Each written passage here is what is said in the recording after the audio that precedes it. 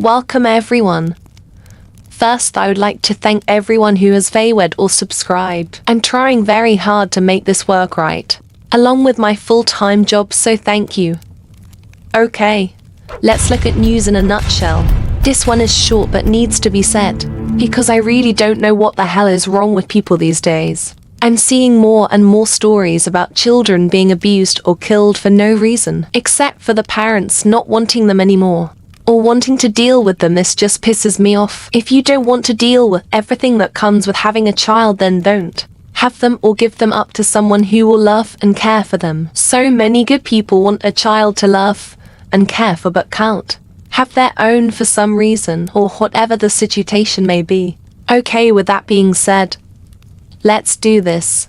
3 people have been arrested on child endangerment charges after police allegedly found fentanyl in a baby's diaper bag and claimed they learned that a 19-month-old baby wouldn't stop crying. So these 3 asses were blowing fentanyl smoke in her face to make her stop crying. Really, what a bunch of idiots. There really wasn't much to this story, but this really upset me. That is an innocent child. They cry, that is what they do. Deal with it the right way. And again, another one, a 30-year-old mother has been sentenced for decades in prison for her involvement in the abuse of her 2 young children. That began in 2019. On February 21st, Emily Aust was sentenced to 40 years in prison after pleading guilty in November 2023 for the role in the abuse of her newborn and the tragic death of her 2-year-old. On May 19, 2019, Lucas Zamora was admitted to Texas Children's Hospital with severe bruising and injuries, including cigarette burns. The child had been left alone with Aust's boyfriend, 25-year-old Austin Reed, who is not the boy's father. What the hell is with women these days? They seem to be more worried about a man and their own children. Men come and go. Children trust in you to take care of them anyway. The boyfriend claimed that Lucan drowned while playing in the bathtub. The evidence showed that the child was subjected to repeated abuse. He was pronounced dead in the hospital.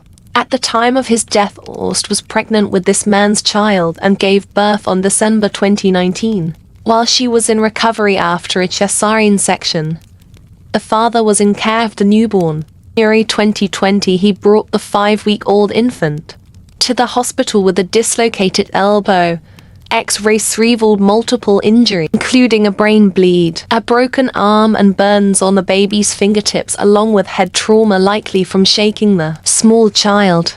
The child was taken into custody by authorities, and the mother and father were arrested for child abuse in 2020.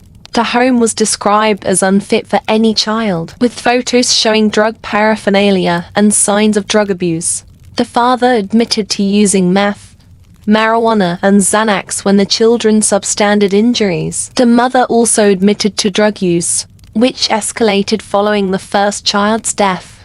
In July 2023, the father, if you want call him that, plead guilty in both cases and was sentenced to 50 years in prison and must serve half before being considered for parole. The mother received 40 years and must also serve half before consideration for parole.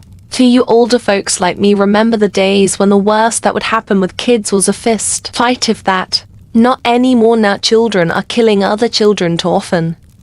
As in this next story.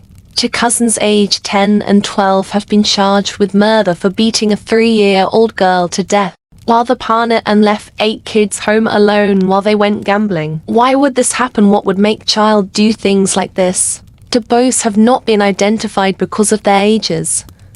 They beat this 3-year-old girl to death. Cause of death was a fatal brain bleed, and if that wasn't enough, they badly beat another 4-year-old girl.